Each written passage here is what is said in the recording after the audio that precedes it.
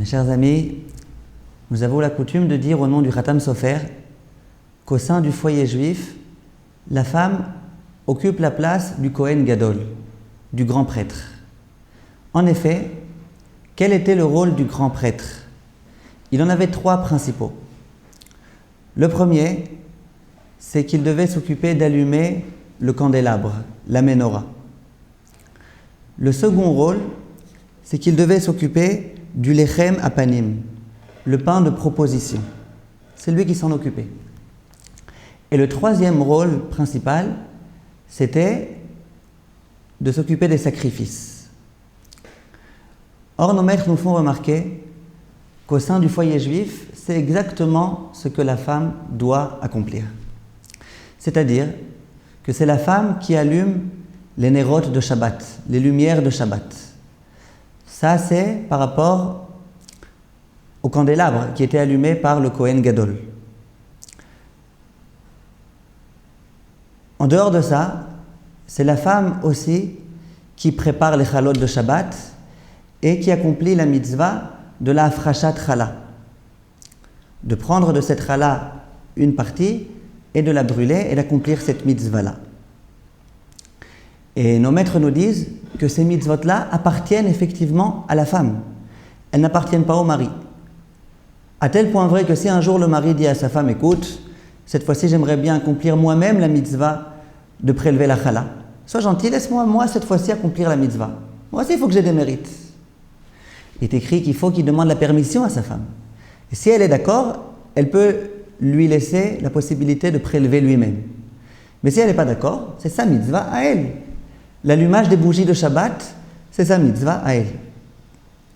Quel était le troisième rôle du Kohen Gadol? C'était de s'occuper des sacrifices. Toute la procédure sacrificielle était entre les mains du Kohen Gadol, du grand prêtre. Il devait procéder à l'abattage rituel, il avait ensuite ses mains pleines de sang, il devait faire tout type de choses avec le sang ainsi que la Torah nous l'indique. Nous disent nos maîtres que c'est exactement ce que fait la femme. La femme, pendant toute la période des 7 jours de propreté, elle doit vérifier qu'il n'y ait pas de sang. Quelquefois, elle se salit un petit peu les mains, entre guillemets, mais c'est ce qui est demandé à la femme.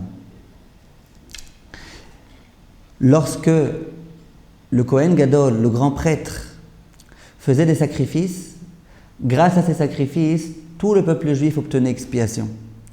Lorsque la femme procède, elle aussi, à ces vérifications du Hefsek Tahara, du Mordachouk, des 7 jours de propreté, elle amène aussi l'expiation sur sa famille, dans son foyer et pour tout le peuple juif.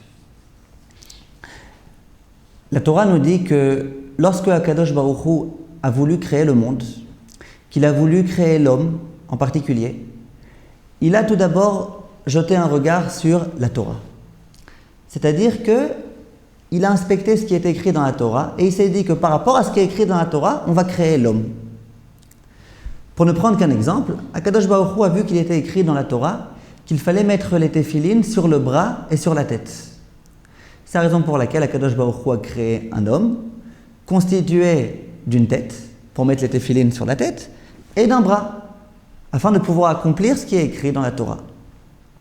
De la même façon, Akadosh Baruch Hu a vu qu'il était écrit dans sa Torah qu'il y avait une mitzvah de procréer, d'avoir des enfants. C'est la raison pour laquelle Akadosh Baruch Hu a mis auprès de l'homme et de la femme des organes de reproduction, afin de pouvoir avoir des enfants. Et nos maîtres nous disent que s'il y a Ramach 248 membres qui constituent le corps humain, c'est parce qu'il y a justement 248 mitzvot assez positives dans la Torah. Et lorsque l'homme accomplit une mitzvah positive, grâce à cela, il sanctifie l'un des membres de son corps. Ainsi est écrit. C'est-à-dire que toute la sanctification du corps de l'homme découle du bon accomplissement des 248 mitzvot de la Torah. Pour ne prendre qu'un exemple, on raconte dans le Navi qu'il y avait une reine qui s'appelait Isabelle. C'était une mécréante. lorsqu'elle est morte, on a voulu l'enterrer. Et le verset nous dit que au moment où ils sont venus pour chercher son cadavre, il ne restait quasiment rien, les chiens étaient venus et ils avaient consommé tout son corps. À l'exception de 3 choses. De sa tête d'une part, de ses pieds d'autre part et de ses mains d'autre part. Pourquoi les chiens n'ont pas consommé ces membres-là? Nous dit le Metsudat David, c'est pour la raison suivante. Cette reine-là, c'est vrai qu'elle était mécréante, mais malgré tout, elle avait un mérite. Lequel? C'est que lorsqu'il y avait une femme qui se mariait, elle allait et elle faisait tous les efforts possibles et imaginables pour la réjouir. Et donc, les pieds dont elle se servait pour danser devant la Kala, ces pieds-là n'ont pas été consommés par les chiens. C'était des pieds qui ont été sanctifiés par cet acte. Les mains dont elle se servait pour taper des mains, pour applaudir, pour réjouir cette Kala, ces mains, elles non plus, n'ont pas été consommées par les chiens. Et la tête dont elle se servait pour faire tout type de mouvement avec sa tête, pour à nouveau réjouir aussi la Kala, cette tête, elle non plus, n'a pas été consommée par les chiens. On voit de là que même une femme qui durant toute sa vie s'est mal comportée, qui n'a pas accompli du tout la volonté de Hachem, dès lors qu'elle s'est servie de quelques membres pour accomplir la volonté d'Hachem, ces membres-là ont puisé une sanctification énorme, à tel point que les chiens étaient déjà incapables de venir consommer ces membres-là. Pour prendre un exemple inverse, on nous dit de Rabbi Elazar, l'un des grands maîtres de la Mishnah, qui était le fils de Rabbi Shimon Bar Yochai. On parle donc de géant. Lorsqu'il est décédé, on nous dit que tout son corps était tellement sain qu'il ne s'est pas décomposé. Pendant 22 ans, le corps de Rabbi Elazar est resté intact. Au bout de 22 ans, la femme de Rabbi Elazar s'est aperçue qu'il y avait un petit insecte qui sortait de son oreille. Elle s'est inquiétée. Pendant 22 ans, il n'y a eu aucun insecte qui est venu.